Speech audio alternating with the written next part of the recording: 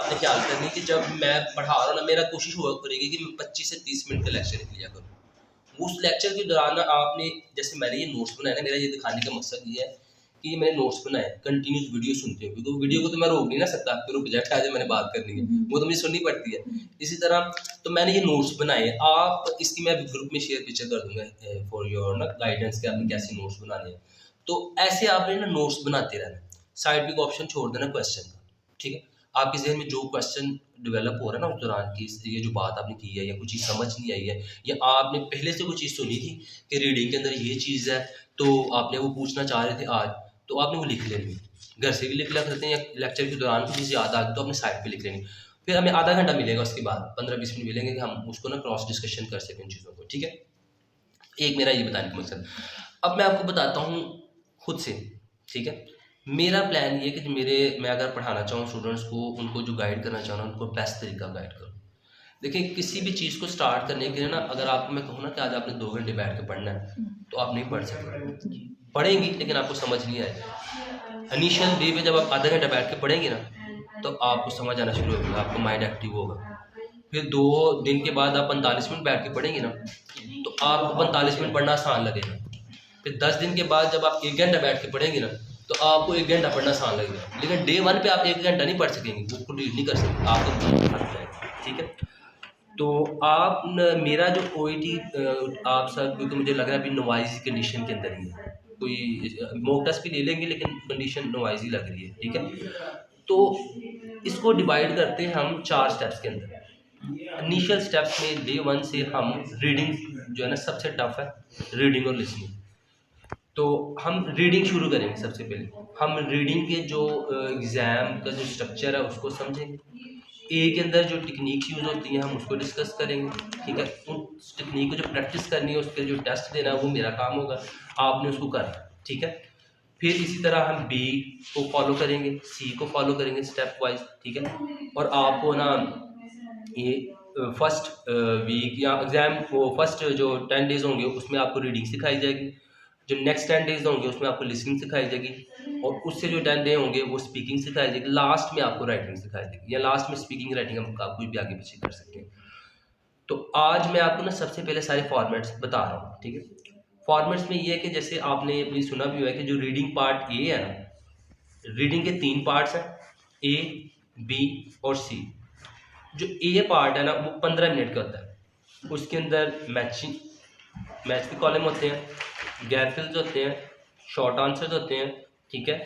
और ये approximately 650 words का होता है, ठीक है। 4 टेक्स्ट होते हैं जो 650 वर्ड्स के होते हैं। इसी तरह जो बी पार्ट है, वो बी और सी का जो टाइम है वो इक्वल होता है, एक ही टाइम में आपने 45 मिनट के अंदर जो है ना आपने क्वेश्चन करने होते हैं 22, ठीक है। और उसमें ये है कि आपने जो बी पार्ट होता है ना, वो मोस्टली उसके अंदर जो क्वेश्चंस आते हैं ना वो होते हैं आपकी जो गाइडलाइंस होती हैं, नर्सिंग गाइडलाइंस होती हैं, नर्सिंग पॉलिसीज़ होती हैं, मेमोज, ईमेल्स होती हैं, अपडेट्स होती हैं, जो भी एक डिपार्टमेंट से दूसरे डिपार्टमेंट के बताते हैं ना वो अपडेट करने के, वो सारी होती हैं, ठीक है। और उसके अंदर 6 क्वेश्चंस होते हैं, ठीक है। उन 6 क्वेश्चंस के आगे 3 ऑप्शंस होते हैं जिनमें से आपने क्वेश्चन को सिलेक्ट करना होता है, और हर जो पैराग्राफ होता है ना वो 100 से 150 वर्ड्स का आता है, ठीक है। और जो सी पार्ट होता है वो 2 एब्स्ट्रैक्ट्स होते हैं जो कि आर्टिकल्स में से मोस्टली लिए गए होते हैं, कोई भी रिसर्च होती है ना उसमें से लिए होते हैं, वो 750 से 850 वर्ड्स का होता है, ठीक है। और वो बी पार्ट की जो आइडियल टाइम है ना, ये रिसर्च ओईटी की रिसर्च कहती है आइडियल टाइम है आपने 10 मिनट के अंदर अपनी प्रैक्टिस बनानी है कि आप 6 क्वेश्चन हल कर सकें। और सी पार्ट के लिए आपको कितने मिनट मिल जाते हैं? 35 मिनट, क्योंकि सी पार्ट टफ होता है। और वैसे भी जब आपने एक पैराग्राफ से दूसरे पैराग्राफ पे जाना है तो आपको थोड़ा सा पॉज लेना चाहिए 1 मिनट का, ताकि आपका माइंड फिर से फ्रेश हो सके, कंटिन्यूज आपको उसको नहीं कर सकते, ठीक है।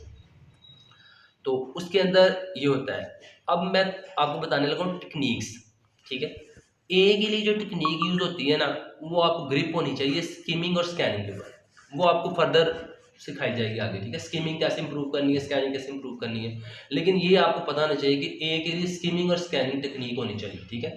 बी के अंदर जो है ना आपको अंडरस्टैंडिंग डेवलप होनी चाहिए कि जिस्ट क्या है, पर्पस क्या है, ये मेन पॉइंट क्या है, ये डिटेल क्या है, ठीक है। ये चीज़ें जो होती है ना वो रीडिंग के अंदर, बी के अंदर, पैराग्राफ्स के अंदर होती हैं जो आपने आइडेंटिफाई कर होती है। जो सी होता है ना उसके अंदर एटीट्यूड क्वेश्चंस होते हैं, ओपिनियन क्वेश्चंस होते हैं और इन्फ्रेंस के क्वेश्चंस होते हैं, ठीक है।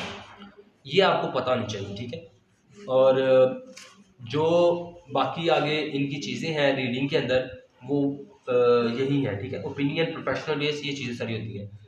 अब इसके लिए आपको मटेरियल बताया जाएगा जो आपने पढ़ना है बाद में। यहाँ तक समझ आ गई कि पार्ट 3 है। मेन चीज़ इसमें ये है कि आपको ये पता होना चाहिए कि ए के अंदर क्या आता है, बी के अंदर क्या आता है, सी के अंदर क्या आता है। ए के अंदर क्या होता है कि ट्रीटमेंट प्रोटोकॉल होते हैं और डिजीज़ दी होगी, ठीक है। उसके आगे फर्दर सारे स्टेप्स बताएंगे, डिजीज़ है क्या, साइन सिम्टम्स क्या है, ठीक है, ट्रीटमेंट क्या है, ये सारे।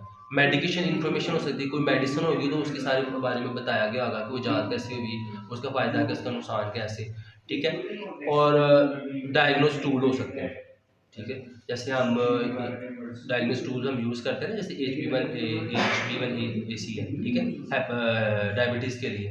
तो हो सकता है वो खाली उसके नाम पे ही उन्होंने रीडिंग ए का पूरा वो पेपर आपका बनाया हो, ऐसे पेपर बनता है वो। एक चीज़ वो ले लेंगे जिसमें वो कोई डायग्नोस टूल हो सकता है, कोई ट्रीटमेंट प्रोटोकॉल हो सकता है। फॉर एग्जांपल अब ये सर्जरीज है जैसे, ठीक है, जैसे ये क्या लेंगे, रेट्रोग्रेड सर्जरीज हैं या न्यूरो की सर्जरीज हैं, ठीक है। तो वो कोई एक सर्जरी ले ली होगी, उसके ऊपर सारा बनाया होगा उन्होंने ए का पेपर, ठीक है। इसी तरह बी के अंदर क्या होता है कि बी के अंदर जो बी गाइडलाइंस होती हैं, जैसे कि आप इसे कह सकते हैं